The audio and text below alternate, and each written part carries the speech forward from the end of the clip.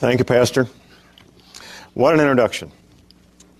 Well, let's go back to the beginning, at least the beginning of my, what we now call Planet X. Spring of 2002, I had two individuals, a couple of friends of mine approach me. My friend Tom, who's a pilot and an aircraft mechanic. My friend Ron, who's a veteran of the peacetime army in Germany during the 1960s. Both these men are independent researchers, and they started telling me about Planet X and this book titled Blindsided by Mark Hazelwood. Mark did something that most authors won't do. He put evidence in the book that conflicts with his own value system. Most New Age authors, for example, won't have anything to do with the Bible, and most Bible scholars won't have anything to do with New Age information.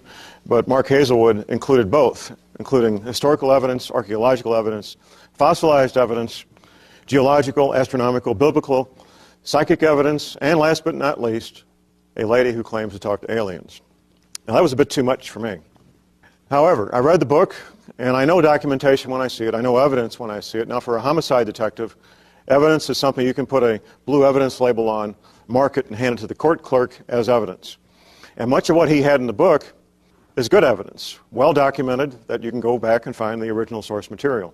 So despite the lady who claimed to talk to aliens, who, by the way, gave her a date of the closest passage, that date being June of 2003, I continued my research, and I went deeper and deeper into the topic of Planet X. You heard in the introduction, I've been looking at Planet X-related matters since 1980. I began an independent research project in 1980, not knowing until 1992, 93, actually, what it was really all about.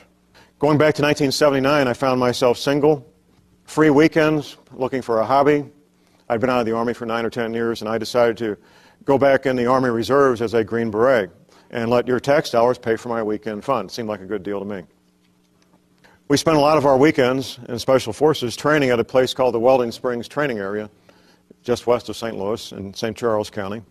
And along about 1980, the Department of Energy announced a Superfund cleanup project out there to clean up nuclear waste. Now, that was my first red flag because of the following. We guys in the Army knew that the military had been working with nuclear material out there for decades. So the men I worked with, on their own, without even telling the Army, they went to the trouble to get radiation detection equipment, and when we'd go out there training, they would routinely check out the training area to make sure there wasn't anything, because they didn't want to have kids with flippers instead of arms. It seemed like a good idea at the time. Point being, they never found any nuclear material. Barely anything above natural background radiation. Over the years, I watched this Department of Energy become a fairly good-sized project. They drug in the job trailers. They built about 15,000, 17,000 square feet of administrative buildings. Sometimes I would go by and photograph the names of the subcontractors at the front gate. At any government construction site, they always list the names of all the subcontractors at the front gate. One name happened to catch my eye one day, Worldwide Telecom. I didn't recognize that as a local business. So I submitted a Freedom of Information Act request to the Department of Energy, the contract specifications for Worldwide Telecom, along with 2 other requests for an engineering firm and a survey company. A few weeks later, I get a response back in the mail. The contract specs for the engineering company and the survey company, and a letter denying that Worldwide Telecom was even a subcontractor out there. And that kind of got my attention, so I went to a friend of mine who I thought might know who these people were. And he says, John, here's the deal. Now, this is in St. Louis. He says, so, first of all, they're headquartered in New Jersey. If you were going to build a brand new Pentagon, these are the people you would hire to put in the telecommunications. So that brought up even more questions. Under another Freedom of Information Act request, I asked how many phone lines they had out there at this construction site. The answer came back a couple of weeks later, 500 telephone lines. That sounded a bit large to me, so I talked to some contractor friends of mine, engineers who had spent 30 and 40 years in commercial construction, asking them what the largest number of phone lines they ever saw at the biggest construction site in their 40-year career of working commercial construction work, things like Boulder Dam and so forth. 50 phone lines at the largest construction site they ever saw in their 40-year career. Over the years, I interviewed different men who were working there, surveyors. I found out that everything was compartmentalized. They'd bring in one crew of surveyors to do a little section, another crew for over here from a different company, and a third and a fourth and so forth. Compartmentalized. I interviewed an engineer that worked out there This was just fairly recently. And she was telling me, she's an electrical engineer, she couldn't understand the level of confidentiality and secrecy at a no big deal construction site. How there were certain areas that were completely off limits unless you had a certain pass and a certain badge. I talked to a man who was working on concrete out there. He said, John, I never in my career put titanium flakes in concrete before.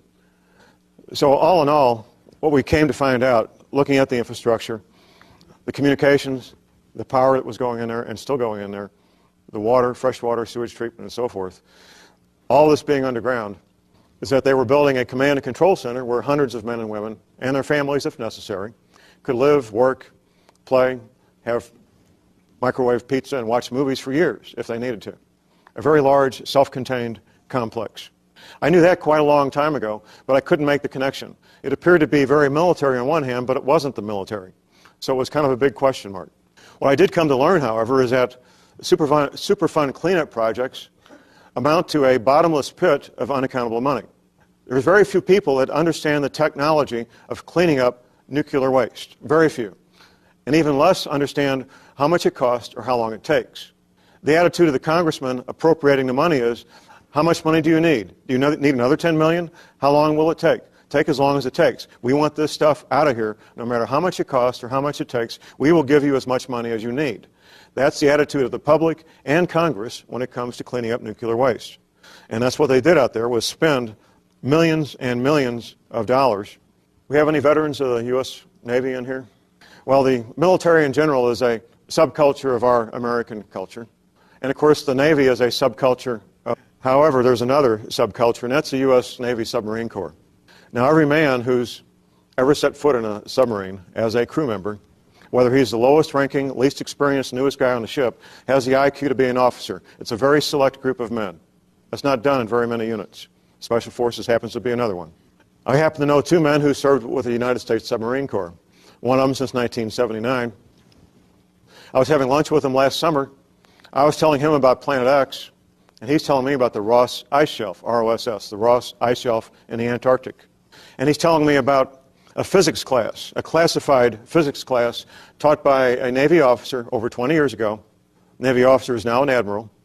What the U.S. Navy was telling the Submarine Corps more than 20 years ago is what will happen when the Ross Ice Shelf and the rest of the ice at the Antarctic melts, that the ocean levels will rise 14 to 32 feet. And it won't be like a bathtub filling with water. There'll be violent storms accompanying the rising ocean levels. I was telling him about Planet X, as I mentioned, and it wasn't until the next day that I realized we were both talking about the same thing. That he was talking about an effect, and I was talking about a cause. There has to be a trigger to cause this ice to melt. And I believe now we know what that trigger is. More recently, I recalled a map that a patient of my wife had showed me, going back 14 years or so. My wife, a chiropractor, has a lot of patients. One of them brought in this map that was prepared by Gordon Michael Scallion, a map that was alleged to be what North America looks like after these waters come up and land has raised and land has sunk beneath the ocean. At the time, I looked at this map and I thought to myself, this is a very nice, full-color fantasy, and this lady needs a tinfoil hat real bad. That was my thought. I didn't have anything else to correlate it to. More recently, however, I remembered this map, and I looked it up on the internet, a small version, about 4 by 5 inches, and I emailed it to my friend in the Submarine Corps. However, I remembered this map, and I looked it up on the internet, a small version, about 4 by 5 inches, and I emailed it to my friend in the Submarine Corps. He emails me back, and he says, John, it's pretty accurate. It's just about exactly what the Navy told us this is going to look like, except most of Wisconsin's gone, according to the Navy, and it's not on this map. Now, this map shows large portions of the United States being underwater. Parts of the East Coast, about half of Florida, most of Louisiana, an inland sea, according to both the Navy and my friend, stretching from the Great Lakes to Hudson Bay, uninterrupted. Mississippi River, coming up from what used to be New Orleans, almost up to Memphis, 5 to 10 times wider than it is now. A couple of months ago, I was a lecturer at a college class, along with another gentleman who spent 20 years in military intelligence with the Air Force. This gentleman did a 3-year tour of duty with the Submarine Corps. Well, dinner afterwards, and I bring up the topic of the Ross Ice Shelf. His wife's sitting next to me, and he starts telling me about what he knew about the Ross Ice Shelf, basically parallel to what my friend told me a few months previously. Then his wife pipes up and says, well, when it came time to retire, the gentleman was working in the Pentagon. They could move anywhere in the United States. They'd been a military family for 20 years and were used to living all over and had friends literally all over the country. When it came time to pick their retirement home, they specifically picked the Missouri, Arkansas Ozarks because of the altitude and because of what the U.S. Navy told them about rising waters. My friend also, that I had lunch with last year, he also picked the Arkansas Ozarks because of what the U.S. Navy told him in classified briefings about rising water. Being on the road the past week, I've bumped into a number of people who know the zip codes just because they sell insurance, for example. A lot of records are kept by zip codes. And there is a noticeable increase of military retirees living in the zip codes that comprise the Missouri, Arkansas Ozarks, especially Navy veterans. For those who need a little more evidence they can get their arms around, the Pentagon issued a report in October 2003. I need to read this to you because you can't possibly memorize something as convoluted as this.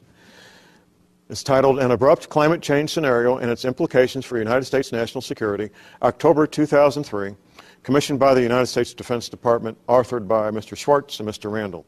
What these authors say in this report is that global warming should be taken out of the area of being kind of a routine scientific debate and put in the area of a clear and present national security matter. That abrupt climate change may occur in the not-too-distant future. Not decades in the future, in the not-too-distant future, causing longer, harsher winters in America, massive droughts turning farmland into dust bowls, and forest. Now you may say to yourself, John, it sounds like you're talking about global warming. You might recall that global warming became an issue about 1985. Now by 1985, the government knew full well what would be happening 20 years later. They knew the events that would be occurring and why they would be occurring. And they knew they needed a cover story to keep everybody calm and peaceful, going to work every morning, paying their mortgage, and being good little citizens. So the cover story they decided on was global warming. And it's been very effective. And here's the way I break it down. These percentages, or my percentages, are not from any scientific study or anything, but I've chosen these as representative of what I feel has been going on here for a while. About 49.5% of the population believes global warming is a clear and present danger, putting the earth at risk, putting animals and plant life at risk, and human beings at risk of harm. And that is caused by that knucklehead next door in his SUV, human activity. That's about 49.5% of the adults. Another 49.5% of the adults believe one of the two things. Either that global warming isn't happening at all and isn't real, or that it's kind of a naturally occurring, slow-moving event, and it won't do any harm, and there's nothing we can do about it anyway. That's the other 49%. That leaves 1%, ladies and gentlemen. That's you in the audience. That's you folks watching this tape. The 1% who actually get their news someplace other than television news, who take the time to actually read books and look for alternative news on the internet or on shortwave radio. That's 1% or less of the adults in this country. Maybe 1.5%, because according to the American Library Association, 3% of the adults in this country have a library card, and half of them use their library card for light entertainment reading, leaving about 1.5% that both have a library card and use it for something other than light entertainment reading. The deception continues. I have a current issue of The Economist magazine published in London, and they have an article, not an interview, but an article written by the Prime Minister of England, Mr. Tony Blair. You might imagine that if you're the Prime Minister of England and you're writing an article that's going to be published in the most respected magazines on the planet, it's going to be edited, and reviewed for content, for legality, for scientific accuracy, and of course for grammar. This temperature rise has meant a rise in sea levels. Current tense. One is talking about sea levels rising right now, because they are rising right now. If it continues as predicted, it will mean hundreds of millions of people increasingly at risk from flooding, and climate change means more than warmer weather. It means extreme, increasingly unpredictable weather events, rainstorms, droughts, heavy human and economic cost. Now, of course, this was written prior to many of the events that we're now aware of happening. The lead time typically for a magazine like this is several months. Here's what's going on with the weather right now. You may not be aware of. This has never happened, ladies and gentlemen. It is surviving the winter and coming up the next spring and growing even more. This has never happened anyplace. At the same time we're having snowfall in Las Vegas, they're canceling dog sled runs and contests in Alaska because they don't have enough snow. Things are getting very, very bizarre. Global warming issue has been very effective in keeping people in the dark as to exactly what's been going on. Got a few Bible quotes here for you folks. Joshua 10:13 talks about the sun standing still. Now up until fairly recently, and I mean within the last 55, 60 years since about 1950, how the sun could possibly stand still. Bible scholars referred to Joshua 10:13 as a metaphor. Typically, Bible scholars do that. If they don't understand this stuff, they say, well, it's a metaphor. It really means something else. Well, about 1950 or so, the concept of a pole shift became apparent to scientists, and they understood how the Hebrews in the Sinai desert could look up and see the sun not moving. For the 19th century before that, they couldn't. If you were standing at the right place on the planet and the pole was to shift, the sun would have the appearance of standing still in the sky. Another researcher, about the same time, Dr. Velikovsky, Emmanuel Velikovsky, nobody had done previously. He did research comparing what the men studying the ancient Chinese had written and the men studying the ancient Mayans had written. People who live in Scandinavia, ancient folks had written, both of whom had, all those ancient cultures had written records and calendars. Velikovsky reasoned that if the Hebrews standing in the Sinai desert saw the sun standing still, then the Chinese must have saw it not come up the next morning when it was supposed to. Keeping in mind the Chinese had written records and had calendars, and you could line up the Hebrew calendar and the Chinese calendar to compare them if you knew what you were doing. And guess what, ladies and gentlemen? On that date in history, when the Hebrews in the Sinai desert saw the sun stand still, the Chinese saw the sun not come up. The Bible means what it says, and it's 100% accurate. Exodus 16:31. Now this all happened shortly after Moses made his exodus. The Hebrews in the Sinai desert would wake up every morning and they would find substance of a certain color, of a certain substance, and a certain taste lying on the ground that they could pick up and eat. As it turns out, other cultures who had written records and calendars all left written records attached to the same dates, where every morning they could go out and pick up a substance of the same color and the same consistency and the same taste and eat it in China, in South America, and in Scandinavia. What we believe manna from heaven was carbohydrates in the atmosphere that would condense when the sun hit it. It would fall to ground, and you could pick up and eat it. Once again, the Bible being verified by other written records all over the planet of that same substance being there. Isaiah 24:1. Behold, the Lord maketh the earth empty, and maketh it waste, and turneth it upside down, and scatter abroad the inhabitants thereof. That sounds like a global earthquake to me.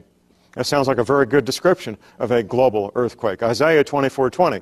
The earth shall reel to and fro like a drunkard, and shall be removed like a cottage.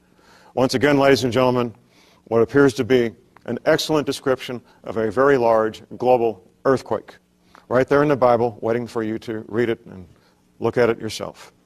When I first heard this story about Planet X, and I read Hazelwood's book, one of the first things I did was approach a friend of mine who has privileged access to certain government agencies. And I said, can you check this out? I'd appreciate it. He said, I never heard of it, but I'll check it out. He got back with me a couple of weeks later, and he says, John, it's a real thing. They've been watching this thing for more than 20 years. It's out there. They got the Hubble watching it. They got all this instrumentation keeping track of it. It's got a 250,000-mile debris field on either side of it. When I say a debris field, I mean rocks the size of pickup trucks and rocks the size of Rhode Island. Big rocks and little rocks. It's traveling in a cloud of red dust, which means when we finally are able to see it, it'll probably duplicate what was seen by ancient peoples as being a red cross in the sky. The red dust will refract the light and make it appear to be a red cross in the sky. Both my private sources and NASA that Planet X is 3 to 5 Earth masses large. And Moon and the Stars. About 1979, they sent the Pioneer space probe looking for this thing, and here's why. Astronomy uses a lot of instrumentation. They use telescopes in the visible light spectrum, telescopes in the infrared light spectrum, telescopes in the ultraviolet light spectrum, and radio telescopes. They take all this imaging, and this is where astronomy gets down to what's really important, that's mathematics. They use mathematics to determine how big these objects are, how far away they are, how fast they're traveling, how far apart they are from each other. Pioneer space probe determined all those things, and they've been watching it very carefully. They've determined that this object is on an elliptical orbit.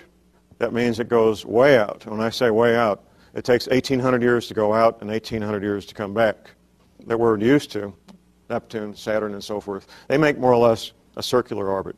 Some of them tend to be a bit elliptical, but pretty much circular. This planet has been the object of a lot of government building shelters, like what I described, all over the United States. And they are, in fact, shelters for high-ranking government officials, immediate families, including their adult children. And all of us have heard about the great earthquake of December 26 and the tidal wave tsunami that followed. Most of us know that it was supposed to be the greatest earthquake since the Prince William Sound earthquake in 1964 off the coast of Alaska. But we hear these numbers about the Richter scale. And a lot of people don't understand what the Richter scale is, and I'll try to explain it in terms that you can all understand. I was in front of an audience in Detroit the other night, and I first asked if there were any self-employed people in the audience. We had several, and I picked one out, and I said, "Sir, I will offer to work for you for 40 hours. You only need to pay me for 30, and my wages for my first hour will be 1 penny, and my wages for the second hour will be 2 pennies. My third hour will be 4 pennies, and if you will agree to double my wages until I get to 30 hours, I'll work that extra 10 hours for free." By the time you're to 30 hours, ladies and gentlemen, doubling that penny, you're about $4 million. It's a logarithmic scale. The Richter scale is a logarithmic scale.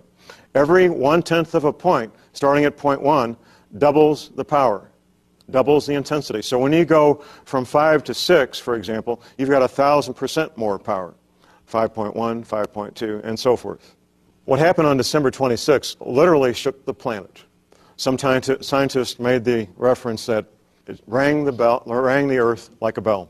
There's been some speculation that it may have been man-caused. However, it was predicted by at least 2 sets of scientists I know of.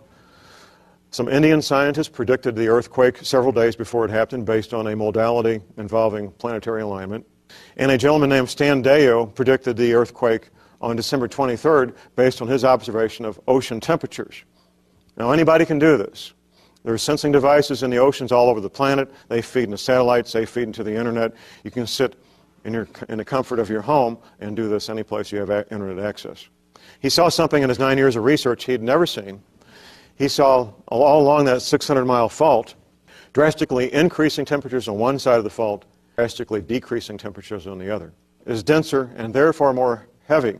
When he saw that temperature difference along that fault, that's when he issued his warning, because he knew that was probably going to trigger an earthquake. And of course, it did. I need to explain a little bit more about what Planet X is. We've kind of been dancing around the topic here a little bit.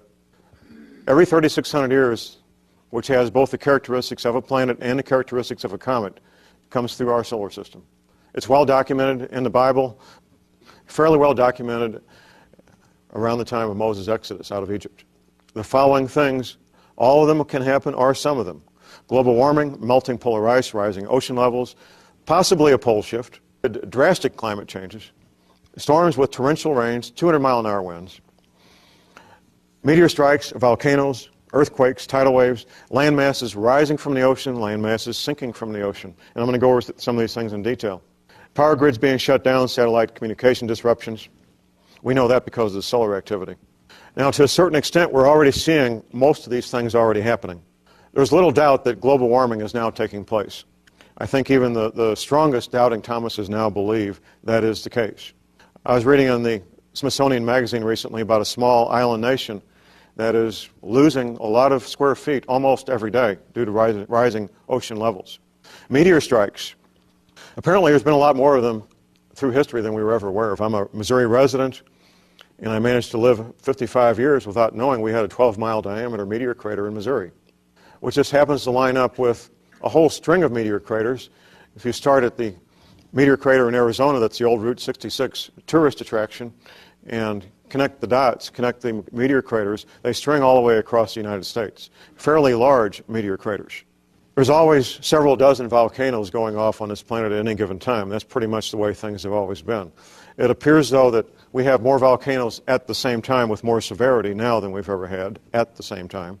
It wasn't so long ago, a couple of years ago, when if there was a foot of rain, it was major news.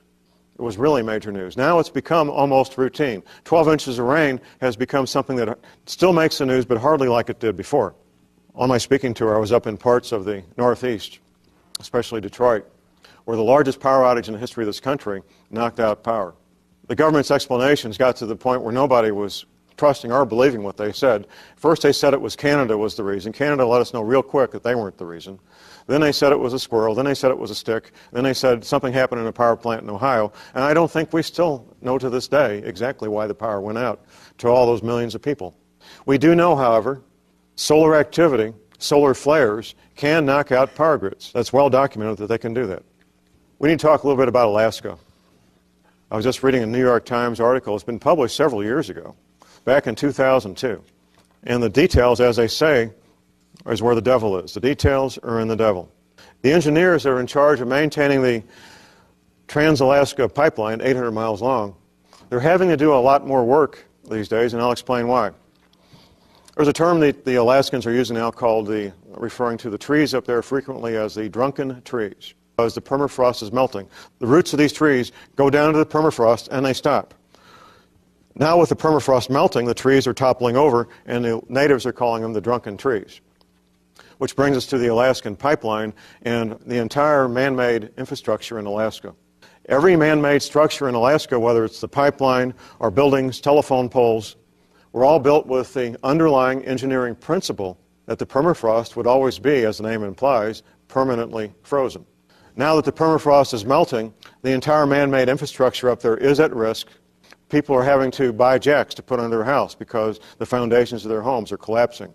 Roads are becoming like Six Flags rides. The pipeline has to have continuous surveillance and re-engineering and new concrete being poured and piers being put down to where it finally is solid because the entire Alaskan pipeline was built on top of the permafrost. That's what engineers knew, that's what they were told, and they had no reason to believe otherwise, that the permafrost would be anything other than permanently frozen. Rising ocean levels. So what's the big deal, John? Here's the big deal. 80% of the people on this planet live within 100 miles of an ocean. The closer you get to the water, the denser the population. Some areas you can go for miles and miles and miles from the water and still not be very many feet above sea level. Pastor mentioned in his introduction, parts of Florida are 55 feet above sea level. Most of Florida isn't. The part above sea level, 55 feet, is not very much of Florida. What's at risk when the ocean levels rise is the infrastructure that has the port facilities for ocean-going ships, the ships that move the bulk loads of corn and wheat and soybeans, the ships that move the bulk petroleum products and the coal and the lumber and the iron ore, all the things that modern society needs to function. The port facilities are at risk of being damaged or destroyed. The infrastructure that supports all these people, the potable water facilities, making fresh water, telecommunications, the power grid, natural gas, the roads, all that infrastructure is at risk of being damaged or destroyed if and when the ocean levels rise. I mentioned the Ross Ice Shelf a few minutes ago. There used to be a couple of other ice shelves out there. Larsen A, that's L-A-R-S-E-N, A as in Alpha, L-A-R-S-E-N-B as in Bravo. I know a lot of people watching this tape have seen the Hollywood movie, The Day After Tomorrow. The opening scene in The Day After Tomorrow, they've got an American flag at this Antarctic research center. I had to watch the movie the second time before I saw this. There's a subtitle superimposed on the flag, and I didn't catch it because it was only flashed for about 8 seconds. It said Larsen B Ice Shelf, superimposed on the American flag. The opening scene is the Larsen B Ice Shelf breaking away from the Antarctic continent and drifting off into the ocean. That really did happen, ladies and gentlemen. That's real science. And up until a few days ago, when an even larger iceberg broke off, the largest ice shelf ever to break away. It, of course, was attached to the Ross Ice Shelf. The Ross Ice Shelf is about 265,000 square miles. That's about the size of Texas. It rises above the ocean 600 to 3,000 feet. The Antarctic continent, ladies and gentlemen, has approximately 70% of all the fresh water on planet Earth locked up in ice. Thousands of feet thick. And it is melting, and it's melting from underneath. Ladies and gentlemen, I already explained what the is, and that's to build shelters to take care of their own people. These shelters have been built all over the country. However, there's more to that you don't know. Apparently, the United States Navy has built undersea cities. My friend told me about this last August while we were having lunch. And then while I was having dinner with this other veteran of the submarine corps, this intelligence officer, I brought up the topic, and I'm talking to my friend, the college professor sitting next to him, about these undersea bases, undersea cities where hundreds of men and women can live and work and be comfortable. Well, the former intelligence officer is just kind of eating his pasta and keeping quiet, and finally he looks up and he says, you know, let's move on to a different topic, however, and that would be now when I first heard about this, I didn't make the connection. And when I found out about this second piece of information, everything else fell into place. There's something called the Vatican Observatory Research Group, and they operate something called the Vatican Advanced Technology Telescope. Now that's a mouthful. Located at Mount Graham International Observatory in southeastern Arizona. I spent most of my life thinking the Catholic Church was involved in saving souls, running Mother Teresa, helping the people over there in India, that kind of thing. It never occurred to me that the Vatican would be so interested in astronomy that they would go to the time and the expense of building and manning a professional. It's sort of like the Marine Corps selling used cars. I mean, it just doesn't fit. It's not part of their mission statement. But we need to remember, ladies and gentlemen, that the Vatican is a foreign government. They have their own postage stamps. They have their own bank. They have a defined territory that's their country. And without a doubt, the Vatican has an intelligence service, and they have vaults full of documents going back for nearly 20 centuries, at least 17 centuries, full of documents from all over the planet that they've acquired. Back in 1999, an engineer friend of mine, radio frequency engineer, was retained by the Sisters of St. Agnes in St. Louis. Now, this is a Catholic order, and for several $1,000s a month, you will be well cared for. It's a very nice place. My friend, the RF engineer, radio frequency engineer, this is the kind of guy that you could hire to come in and set up a 50,000-watt commercial radio station. He really knows his stuff. The contract with the Sisters of St. Agnes was to two-way radio communications at this facility in St. Louis to talk to the Vatican in Rome halfway around the planet. Now, we're not talking, ladies and gentlemen, about 10-4 Good Buddy CB equipment here. We're talking professional-grade military communications equipment that is for serious people that want to do serious communications. Now, of course, you would have to have the exact, or they couldn't talk back and forth. At the same time, he found out that Sisters of St. Agnes purchased real estate in the Missouri Ozarks, built a building out there with food. Point being, ladies and gentlemen, the Vatican Church, like any large organization, will attempt to take care of their own people to the best of their ability. That's just the way big organizations work. It doesn't matter whether it's the U.S. government, IBM, or the Vatican. All large organizations want to care for their people to the best of their ability. And to my satisfaction, that is the Vatican's. At the time we thought, keep in mind this was 1999, we thought this was Y2K related. Nothing else made sense. But now, putting two and two together, we're getting four. You put the Vatican, all this equipment for communications, and spending the money to set up a professional observatory in Arizona. And of course, what do you have? You have preparations for Planet X. Nothing else. In passing, I've mentioned a pole shift several times. A pole shift is when the North Pole, from someplace, we don't know for sure how many pole shifts there's been, possibly as many as 150. A typical pole shift is about 20 degrees, which may not sound like a whole lot, seeing as how 180 degrees would be a complete flip-flop. What does 20 degrees mean? Well, if you're at the equator, 20 degrees doesn't mean a whole lot. You're not going to notice a big difference if you're at the equator. If you're in Maine and you get a 20-degree pole shift, you could get the climate of Atlanta, Georgia. So the farther north you get, the more drastic a small change can make. Going back to the film, The Day After Tomorrow, there was some science in there, as well as the Hollywood special effects and sensationalism and bad science. The three youngsters in that film are in a museum, and one of the displays is a stuffed mastodon. Now, most people know that mastodons have been found frozen in Siberia. That's fairly common knowledge. Here's some things you may not know, however. People in the audience who are farmers and hunters, they'll know what I'm about to say. When a mammal dies, it could be a cow or a deer, it doesn't matter. When a mammal dies, the first thing to deteriorate is the eyeball. Within hours, especially if it's warm, insects will attack that eyeball and it will start to deteriorate. And by the end of the day, the deterioration will be well underway. The mastodons found frozen in Siberia, the eyeballs were not deteriorated. The mastodons were flash frozen so quickly that the meat was still fresh enough that it was being harvested and sold for human consumption in Russian markets. It wasn't just 2 or 3 mastodons, it was hundreds of mastodons found frozen in a similar fashion. The mastodons were standing there one moment, calmly eating a subtropical plant. They're flash frozen for thousands of years. flash frozen so quickly that the meat never had time to deteriorate, even after all those years. What caused that to happen? A pole shift can happen in a matter of hours. I'm going to get into a rather dramatic explanation of what a pole shift would make happen on this planet towards the end of this presentation. But now it's time for some scientific evidence. People love individuals with credentials. We like to see guys with white lab coats and all these letters behind their name. That gives credibility.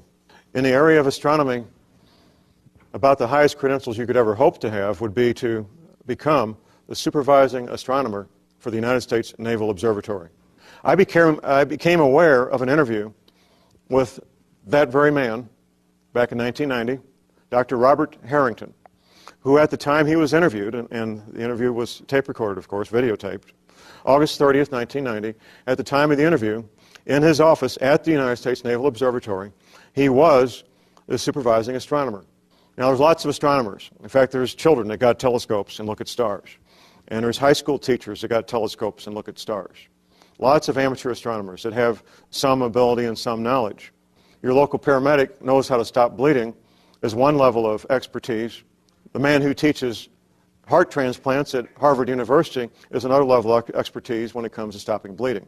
Both men know how to stop bleeding, but drastically different credentials. When it comes to the astronomy, had the best credentials in that career that you could ever want to have. The interview was recorded and is on a DVD titled Are We Alone in the Universe? Most of the DVD, Zecharia Sitchin. Now, Sitchin's kind of an unusual guy in himself. You can take one look at Zecharia Sitchin and you say, there's a guy that spent 40 years in a library. He can pick up Sumerian clay tablets and read them like the newspaper. I mean, what a guy. But these last 15 minutes, when he's interviewing Dr. Harrington, are very, very revealing. I'm going to have some quotes here from Dr. Harrington. We've been looking for this thing, the 10th planet, for 12 years, since 1978. We predicted the existence of the 10th planet in 1978. Now, ladies and gentlemen, when the supervising astronomer for the United States Naval Observatory tells you there's a 10th planet, I think you better well be paying attention. Quote Dr. Harrington, if it turns out to be on a 3,600-year orbit, he didn't know the length or the exact structure of the orbit at that time. Professor Harrington again, he believes it has a mass, quote-unquote, a mass of 3 to 5 times the mass of Earth. Dr. Harrington again, perfectly capable of supporting life forms of one kind or another. Dr. Harrington goes on to show a diagram of what he believes to be the elliptical orbit of Planet X. Not long after this interview in 1990, Dr. Harrington announced that he was going to pack up his telescope and go to the Antarctic and look for Planet X. Not long after that, it was announced that he had a fast-acting form of cancer, and he was dead in about 90 days. March 1992 press release from NASA. Unexplained deviations in the orbits of Uranus and Neptune point to a large outer solar system body, 4 to 8 Earth masses on a highly tilted orbit beyond 7 billion miles from the Sun.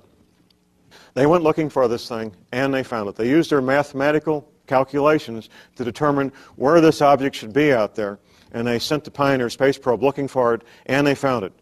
Now, NASA's been playing games with us, ladies and gentlemen, for a lot of years here. Sometimes NASA is referred to as never a straight answer, and I think with good reason. I mentioned Dr. Velikovsky a couple of times. Dr. Velikovsky was a medical doctor. He's been deceased for quite a while, probably more than 20 years. He started writing his books about 1950, Earth in Upheaval. I have here in front of me a photocopy of one page of one book. Now, what this one page does is summarize hundreds and hundreds of reports and facts and figures of what happens during a pole shift, based on real research by real scientists, based on digging up evidence that demonstrates what happens during a pole shift. This one page but it paints a very good word picture as to what would happen. Let us assume, as a working hypothesis, that under the impact of a force or the influence of an agent, and the Earth does not travel in an empty universe, the axis of the Earth shifted or tilted. At that, air and water would continue to move through inertia, hurricanes would sweep the Earth, and the seas would rush over continents, carrying gravel and sand and marine animals and casting them on the land. Heat would be developed, rocks would melt, volcanoes would erupt, lava would flow from fissures in the erupted ground and cover vast. It would spring up from the plains and would travel and climb on the shoulders of other mountains, causing rifts and faults. Lakes would be tilted and emptied. Rivers would change their beds. large land areas with all their inhabitants would slip under the sea. Forests would burn, and hurricanes and wild seas would wrest them from the ground on which they grew and pile them branch and root in huge heaps.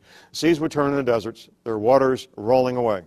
If a change in the velocity of the rotation, slowing it down, should accompany the shifting of the axis, the water confined to the equatorial oceans by centrifugal force would retreat to the poles, and high tides and hurricanes would rush from pole to pole, carrying reindeer and seals to the tropics, and desert lions into the Arctic, moving from the equator to the mountain ridges of the Himalayas, and down the African jungles, and crumpled rocks torn from splintering mountains would be scattered over large distances, and herds of animals would be washed from the plains of Siberia.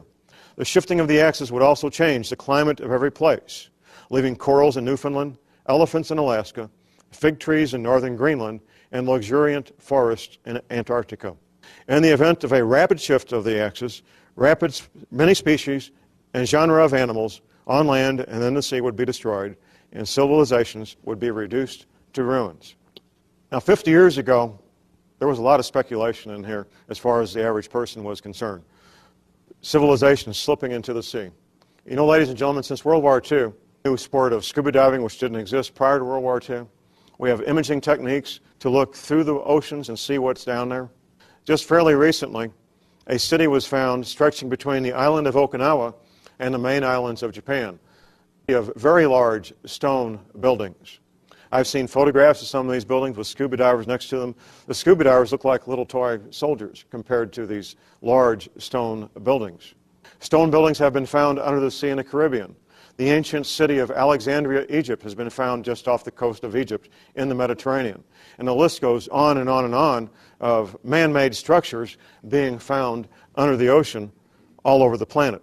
The bones of animals have been found in caves to their final resting place, but apparently crushed and jumbled together under a huge force, most likely water, crushed and jumbled together. You dig down through the permafrost in Alaska that I mentioned earlier, and you do, in fact, find tropical plants. Christopher Columbus, it's been known, had maps when he went on his journey to find the New World, had maps showing the Antarctic continent. Now, it wasn't until after World War II that we had the imaging technology to see through the ice and tell where the land stopped and the ocean began. Once we had that imaging technology, scientists could prove the accuracy of the maps that Christopher Columbus had in his possession, maps which were made from much older maps. In fact, similar maps were found on dusty shelves in Constantinople. To understand this issue, ladies and gentlemen, you're going to have to do your own homework. The best living scientist that I know on this topic is Professor James McCanney, MS. The two books I most recommend are Planet X, Comets and Earth Changes, and Surviving Planet X Passage. I highly recommend, in addition, Atlantis to Tesla and Principia Meteorologica, that's a mouthful, The Physics of Sun-Earth Weather. I recommend some other books, but those are the main ones. Weather people have been telling you on radio and TV about the weather is only half the truth. What they'll tell you is that all weather on planet Earth is caused by the sun. What they'll tell you is the sun has become a lot more active, and that is true. What they won't tell you, however, is the reason the sun is becoming more active. There's a vast new source of energy interacting with our sun and causing it to become more active. It's been known for a number of decades. Our sun goes through an 11-year cycle of increasing solar activity to a high point for 11 years and then decreasing solar activity for 11 years to a low point about 3 years ago. 3 years ago in this case. And solar activity continues to get higher and higher levels of M-class flares and X-class flares, sunspots, all the things which create the weather that we have on planet Earth. So you would be well advised, all of you out there watching this tape, to do your own homework and come to understand what these issues really are and why our weather is doing what it is doing. One of the things that happened to me when I started researching this will happen to most of you if you don't get this warning first, and that's to not go down the rabbit trail of looking for a date. I'm pretty convinced at this point that a date doesn't matter.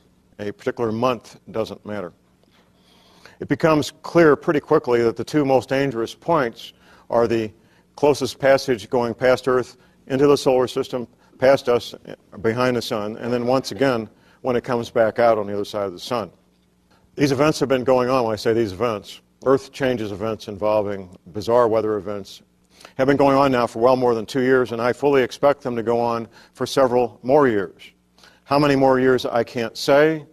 There will be times when it gets a lot more violent, and there will be times of a bit more peace, I believe. Some people believe that haven't looked at this very carefully, that Planet X may hit the Earth. No, that won't happen. It hasn't happened yet. It's been swinging through every 3,600 years. For the odds of us hitting us are remote, and if it did, we all go to meet Jesus, and that's the end of that, and nothing to worry about. A member of the audience wants to know, how long will it be before millions begin to die? What happened on December 26th, the beginning point of that, I've seen numbers ranging from 250,000 to 500,000 dead right now. Some of these areas are so remote that when a rescue helicopter went to land on one of these islands, it was attacked by natives with bows and arrows. They aren't used to seeing anybody from the outside world. The countries where these people live did not know how many people lived there before, so how could they possibly know how many people were there after the tsunami or could have been killed? A member of the audience wants to know, will we ever be able to see Planet X? The answer is yes, to the best of my knowledge, we will. Up from the south now, if you say this is the sun, all our planets go around more or less on a flat plane. This planet comes up from the south, from our south pole, goes behind our sun, comes back down. For quite a period of time, you'll be able to see Planet X, probably from your own backyard without any instruments of any kind. Something as large as 3 to 5 times the mass of Earth is something you can't hide. So, ladies and gentlemen, just to recap this portion of it real quick, don't go looking for a date. Don't get too worried about. All right, let's turn to Luke 21:25. I want to show you some things that I believe God has shown me in the Scriptures regarding the end times. And let me just clarify. Based upon the information that John has shown us here, we're going to continue to see more really strange things with the weather. Continue to see the earth begin to fall apart. Because I do not believe God is destroying the earth. I believe the earth is already messed up from the way it was before the fall. And I think God is just restoring all things. I know that the Bible says there's going to be a time when there will be no more sea. I want you to think about this, that we can't even begin to understand how God can do these kind of things. We don't understand, but He has a way, a higher way, a better way, and it's good. It's not bad news. It's nothing to be afraid of. And when everything in the sea dies, that everything, there'll be no more sea. And it says you'll be able to walk across the Euphrates with your sandals on and not get your feet wet. And it says every high place is going to fall. Every valley or every low place is going to raise up. There'll be no more sea. In other words, the earth is going to be a perfect ball. I believe it's going to be better than it ever was in the Garden of Eden. It's going to be like a Garden of Eden all the way around the earth. It's going to be perfect once again. As I was starting to say, I don't think that we can say conclusively that there is a Planet X. I can possibly see of. Stan, are you saying you believe in Planet X? But I know this, something like, but I can say this is going to happen. I can say it's going to be bad for the sinners, and it's going to be good for the kingdom of God. I can say that God is going to supernaturally gather and protect His own in this time of trouble. And the reason He's sending it, if our heart is after this world and the things of this world, then we're not going to like the things that we're going to see. But if our heart is after righteousness, if our heart is after the kingdom of God, if our heart is after souls, understand as we go through this, protect us. I want to say that again. God is going to protect us as we go through these times. It's not going to be as bad as some people think. It's going to be worse. That our God knows how to deliver sinners, and He knows how to deliver the righteous out of the hands of the sinners. He knows how, because we're not appointed to wrath. Okay, now with that in mind, Luke 21:25. And it says, and there shall be signs in the sun. I want you to look at these 4 things. I want you to remember this thing. The most talked about events in all of Bible prophecy. 4 things. The sun, the moon, the stars, and the heavens, or the constellations. 4 things. You'll notice this all through the talk. I also want you to notice the word clouds. Everyone say the word clouds, okay? I want you to notice as we go through this, the clouds, because Jesus is associated. All through this, you're going to notice the sun. And notice as we go through this, the clouds, because Jesus is associated. All through this, you're going to notice the sun, moon, stars. Something happens with the sun, moon, stars, and the heavens or the constellations. And there should be signs. Now, that's not go, that's not stop, that's not yield, that's not one way. In other words, there's going to be something going on up in the heavens. What that just said was there's 3 levels. The moon is on one level. The sun is further out. And then even further out than the sun is the stars. So these are signs in 3 levels. How many levels of heaven are there? I saw a man about 14 years ago, whether in the body or out of the body, I cannot tell. Such a man was caught up into the, is there a level of the sun, and then yet a level further out the stars? So we are talking about something not just that's affecting the moon. We're talking about, brothers and sisters, something that's affecting the stars. So this is not something local. There should be signs in the sun and in the stars, and what is happening on the earth? Distress of nations, because everything's going topsy-turvy. This is very near the end of the 7-year tribulation. It says distress of nations with perplexity. It means there's no answer, there's no solution. The mankind that cannot change it. They cannot fix it. They can't send some spaceship out to drill a hole in it, to put a nuclear weapon so that they can blow up the thing and fix it. They can't fix it. There's perplexity. It's out of their control because God is getting the attention. The sea and the waves roaring. What did we just see this past December 26th of 2004? The sea and the waves roaring. Some 155,000 people killed all in an instant. When the tsunami came in and hit all of those, it's coming to all the godless people.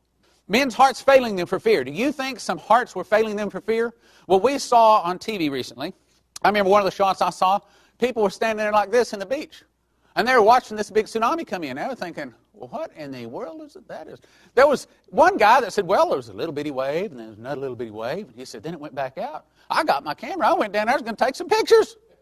And then all of a sudden, whoosh, here comes this 20-foot wave and washes some places as much as 6 kilometers inland. And it washed in, grabbed everything, people, buildings, boards, cars, buses, and then pulled them and said that it went way out. You could see way down into the ocean because the whole earth was wobbling.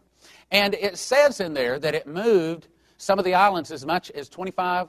It said that it actually made the earth, that the earth actually wobbled. It said that it moved the North Pole, the breaking of the water. We'll get into that in just a minute.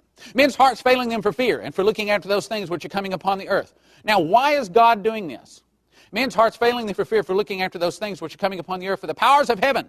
And then shall they see the Son of Man coming in the cloud with power and great glory. And when these things begin to come to pass, and I believe that just happened, when these things begin to come to pass, draweth nigh. In other words, soon Jesus is coming. I believe that there's a strong possibility that what just happened, a picture of a woman having a child. In here that Sunday right after that, I was preaching on this, and right in front of our congregation. 1 Thessalonians 5:3 says, for when they shall say peace and safety, sudden destruction shall come upon them as travail upon a woman with child. Travail upon a woman with a woman with child. Now, to the congregation I said, and what is that event that begins the woman's travail? I said, well, pains, some said contractions. And then my wife said, you can have pains before? Have we had pains before? Yes, we've had. You can have contractions before? Had Oklahoma City, we've had Waco, we've had 9/11. We've had contractions before. We've had pains before. Is when the water breaks. Things that we've never seen in our lifetimes before, never in recorded history. We're going to start seeing those kind of things come to pass, if that was the water breaking. And the easiest of the contractions take place when the woman's labor. I said, ladies, help me out. And do they get her and closer as it's time for the birth? I said, I believe what that tsunami, 2004, is saying, because Jesus, and this is not from somebody calculating it out, saying Jesus is coming. This is not from some intellect. This is God saying, I am sending my son soon. Now, here's the next question. Gestation? Well, about 9 months. Isaiah 24 says, behold, the Lord maketh the earth empty. Matthew 24 says that unless Jesus returns, why is he going to kill off millions and millions of people when the wayward prodigal son interested in going back home to the father? That he started realizing he needed his father. And that's what God is doing. He is laying stripes upon the back of the sinners. And maketh it waste. It upside down and scattereth abroad the inhabitants thereof. Real interesting how God has supernaturally, I believe, shown me a couple of things on TV. I saw a special, something like the Discovery Channel or something like that. And they were in Hawaii, where there's active volcanoes right now. And that lava is bubbling out of those volcanoes right now. And they said that when it bubbles out, and they solidify, and they're aimed that direction. In other words, probably what happened in the flood is the North Pole was the South Pole, North Pole, vice versa. And what the Bible says is they're going to do this. Again, that's what it's saying. Put it upside down and scattereth abroad the inhabitants thereof. And it shall be as with the people, as with the maid, so with her mistress. As with the lender, so with the borrower. As the taker of usury, one with the giver of usury. Every person on earth is going to go through this labor of pain, thus saith the Lord. There is no pre-trib rapture that's going to get you out of it. You will, as they return the wayward child, back to the prodigal father. All people go through this.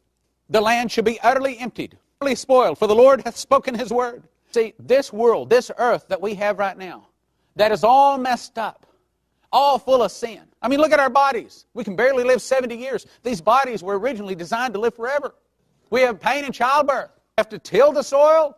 It's not bad news, it's good news, but it's going through some trouble because we have to learn not to sin. The word languisheth and fadeth away. The haughty people of the earth do languish. Defiled unto the inhabitants thereof, because they have transgressed. Here it is. Changed the ordinance. Curse devoured the earth, and they that dwell therein are desolate. Therefore the inhabitants of the earth are burned. How can you burn everybody on earth? How in the world can you burn? Well, the Bible says that horrible malignant sores will break out on people towards the end of the tribulation. They're burned. Few men left. The city of confusion. That's why God calls us Babylon, because we opened our borders to all kinds of other gods. And in the president's inauguration speech, he mentioned the Quran. Open, equal. You see, they want all gods to be equal. All pathways to God. No. City council, and I said here in town, they were thinking about coming up and passing a law that you cannot discriminate against gays and homosexuals. And I went down among many of the other, matter of fact, there's 125 people signed up, and I was number 62. I said several things, but one of the things I said was, you know, you can go to Saudi Arabia, and I said, I can tell you churches are almost non-existent. There's probably less than in the whole nation. So I only knew of one, and I believe that's one of the most populated cities of the entire world, in Tokyo. I would say this, and this is what I said to him. I said, so if you want to be a Buddhist, if you want to be a Muslim, move to Saudi Arabia. If you want to be a Christian, but if you want to be a Sodomite, don't make this nation. Oh, how I wish I could have been there the day that they were writing the Declaration of Independence. Changed had I said, boys. Verse 20, Isaiah 24:10. The city of confusion, that's America. We're all confused about who is God. It's broken down. Every house is shut up. Why are they shutting up the houses? Are falling. I believe that there's all kinds of cataclysms and people are hiding. Every house is shut up that no man may come in. It shall be in the midst of the land among the people. There shall be as the shaking of an olive tree. Okay, what do? I mean, they have big machines now that go up and grab these trees by the trunk and shake them like that. Shaking of an olive tree. And as the gleaning of grapes, when the vintage is done, you see, God is telling us what he's doing. He's getting the fruit to fall off of the tree. And see, that's what he's doing. He's shaking the world. That he who fleeth from the noise of the fear shall fall into the pit. In other words, there's not going to be any way physically in the natural you're going to be able to protect yourself. But up out of the midst of the pit shall be taken in the snare, for the windows of heaven are open. This is going to be a time of supernatural things going on. A time when all kinds of miracles and signs and wonders take place.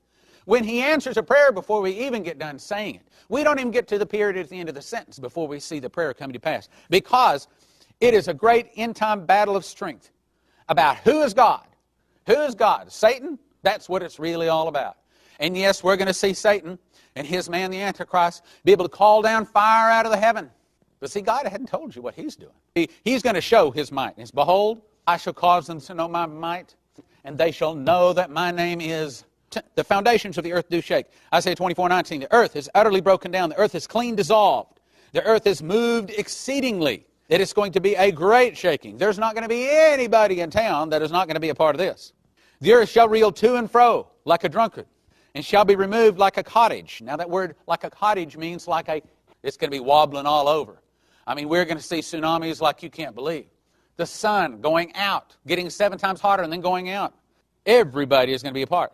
And the transgression thereof shall be heavy upon it, and not rise again. In other words, this will fall, and it will not rise again. Then he will make a new heaven. It will come to pass that day that the Lord shall punish the host of the high ones that are on high. In other words, the leaders of the New World Order, the leaders that have corrupted and destroyed the earth. As Henry Groover was shown one of his visions. Gather sinners into cities marked for destruction. To supernaturally gather... He gathers the sinners for protection, he gathers the wheat or the righteous into cities marked for protection. He's going to gather the sinners into the pit. I remember when I was, March of 1988, when I was driving Dimitri Duduman and his grandson and interpreter Michael Boldea around. For 2 weeks I drove him around where he spoke and gave his testimony, and I told him the name, it's Kaw River, Missouri River, whatever river it was. We'd look at the sign. Sometimes we had even turn around, look at the sign back behind us, see the name of the river. And after a couple of days of this, finally I said, why do you ask the name of the river every time we pass it?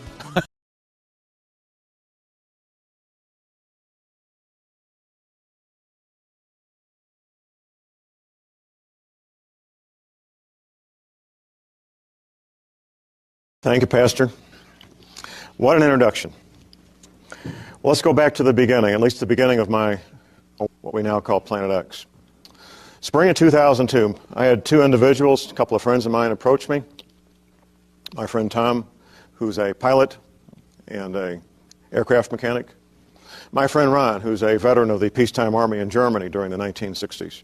Both these men are independent researchers, and they started telling me about Planet X and this book titled Blindsided by Mark Hazelwood. Mark did something that most authors won't do. He put evidence in the book that conflicts with his own value system. Most New Age authors, for example, won't have anything to do with the Bible, and most Bible scholars won't have anything to do with New Age information. But Mark Hazelwood included both, including historical evidence, archaeological evidence, fossilized evidence, geological, astronomical, biblical, psychic evidence, and last but not least, a lady who claims to talk to aliens. Now, that was a bit too much for me. However, I read the book, and I know documentation when I see it. I know evidence when I see it. Now, for a homicide detective, evidence is something you can put a blue evidence label on, mark it, and hand it to the court clerk as evidence. And much of what he had in the book is good evidence, well documented, that you can go back and find the original source material. So despite the lady who claimed to talk to aliens, who, by the way, gave her a date of the closest passage, that date being June of 2003, I continued my research, and I went deeper and deeper into the topic of Planet X. You heard in the introduction, I've been looking at Planet X-related matters since 1980. I began an independent research project in 1980, not knowing until 1992, 93 actually, what it was really all about. Going back to 1979, I found myself single, free weekends, looking for a hobby. I'd been out of the Army for 9 or 10 years, and I decided to go back in the Army Reserves as a Green Beret and let your tax dollars pay for my weekend fun. It seemed like a good deal to me. We spent a lot of our weekends in Special Forces training at a place called the Welding Springs Training Area, just west of St. Louis in St. Charles County. And along about 1980, the Department of Energy announced a Superfund cleanup project out there to clean up nuclear waste. Now, that was my first red flag because of the following. We guys in the Army knew that the military had been working with nuclear material out there for decades. So the men I worked with, on their own, without even telling the Army, they went to the trouble to get radiation detection equipment, and when we'd go out there training, they would routinely check out the training area to make sure there wasn't anything, because they didn't want to have kids with flippers instead of arms. It seemed like a good idea at the time. Point being, they never found any nuclear material. Barely anything above natural background radiation. Over the years, I watched this Department of Energy become a fairly good-sized project. They drug in the job trailers. They built about 15,000, 17,000 square feet of administrative buildings. Sometimes I would go by and photograph the names of the subcontractors at the front gate. At any government construction site, they always list the names of all the subcontractors at the front gate. One name happened to catch my eye one day, Worldwide Telecom. I didn't recognize that as a local business. So I submitted a Freedom of Information Act request to the Department of Energy, the contract specifications for Worldwide Telecom, along with 2 other requests for an engineering firm and a survey company. A few weeks later, I get a response back in the mail. The contract specs for the engineering company and the survey company, and a letter denying that Worldwide Telecom was even a subcontractor out there. And that kind of got my attention, so I went to a friend of mine who I thought might know who these people were. And he says, John, here's the deal. Now, this is in St. Louis. He says, so, first of all, they're headquartered in New Jersey. If you were going to build a brand new Pentagon, these are the people you would hire to put in the telecommunications. So that brought up even more questions.